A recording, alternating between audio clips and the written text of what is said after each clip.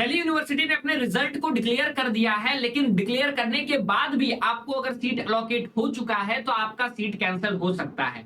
क्यों कैंसिल हो सकता है? क्योंकि आपने इन सब बातों पे ध्यान नहीं दिया है। तो ये वीडियो है जो आपको एक तरह से सतर्क करेगा, केयरफुल करेगा, अवेयर करेगा और बताएगा कि अगर आपने इन सब बातों पे ध्यान नहीं दिया या फिर ये सारी चीजें नहीं की तो हो सकता है कि आपका सीट कैंसिल हो जाए या फिर आपको अच्छे कॉलेजेस ना मिले। क्या क्या बातें हैं डिटेल में इस वीडियो में बात करेंगे। तो छोटा सा वीडियो है, लास्ट तक जरूर देखिएगा, लेकिन एक इंपॉर्टेंट वीडियो है। नमस्कार, स्वागत है आपका हमारे ऑनलाइन लर्निंग प्लेटफॉर्म बेसिक शिक्षा पे। उम्मीद करता हूं कि आप बढ़िया होंगे और आप अपनी सीट को लेकर के बहुत ज्यादा उत्सुक होंगे।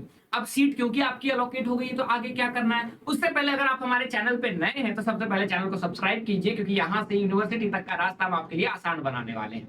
अब आपको सीट एलोकेट हो चुकी है, आपको कॉलेज पता है और आपका कोर्स पता है क्या है। अब सीट क्योंकि एलोकेट हो चुकी है तो आपको सबसे पहले काम क्या करना है, सीट को एक्सेप्ट करना है। तो यहीं पे दिया गया है, आप चैप्टर 9 में आएंगे दिल्ली यूनिवर्सिटी के बुलेटिन में, तो कहता है cancellation of provisional allocated seat and admission, कि आपका एडमिशन और सीट क्यों कैंसिल हो सकता है।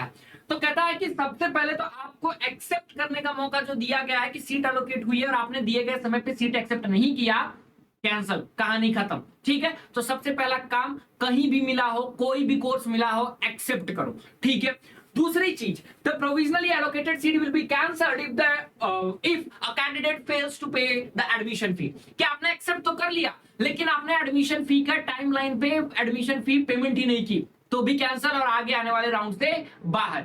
उसके बाद क्यों कैंसिल होगा कि अगर हो सकता है कि आपके एलिजिबिलिटी में या फिर आपके डॉक्यूमेंट में या फिर किसी चीज में कोई दिक्कत आ रही हो सब्जेक्ट मैपिंग और कॉलेज वेरिफिकेशन के समय में, तो कॉलेज आपसे क्वेरी के माध्यम से पूछेगा कि प्लीज प्रोवाइड दीज डॉक्यूमेंट्स और please answer these query which are just hurdle for your admission. कि आपके एडमिशन के लिए ये दिक्कत परेशानी ऑब्स्टेकल्स बन रहे हैं।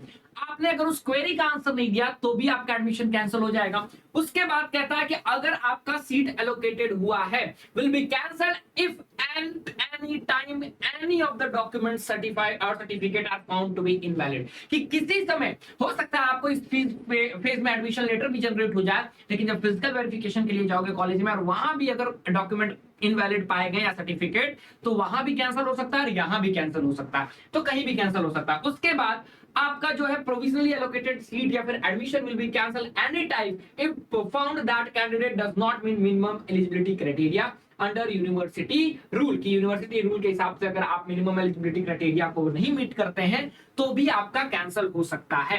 तो उम्मीद करता हूं कि ये सारी चीजों को आपने ध्यान दिया होगा जब आप एलिजिबिलिटी फॉर्म वगैरह भरे होंगे। तो एलिजिबिलिटी में बस एक चीज ध्यान देना है कि 3 डोमेन और एक लैंग्वेज जो आपने दिया है या फिर 2 डोमेन एक लैंग्वेज आपने जो दिया है वो आपका 12th में पढ़ा हुआ रहना चाहिए, अदरवाइज दिक्कत परेशानी आपको मिलेगी। तो ये सारी इंपॉर्टेंट पॉइंट्स है, सबसे पहले एक्सेप्ट कर लो, उसके बाद टाइम पीरियड को ध्यान में दो और जब सेकंड राउंड आएगा तो उससे पहले प्रेफरेंस रीशफल करना मत भूलना। ठीक है, वो आपके लिए इंपॉर्टेंट है। बाकी मिलते हैं अगले इंपॉर्टेंट वीडियो में।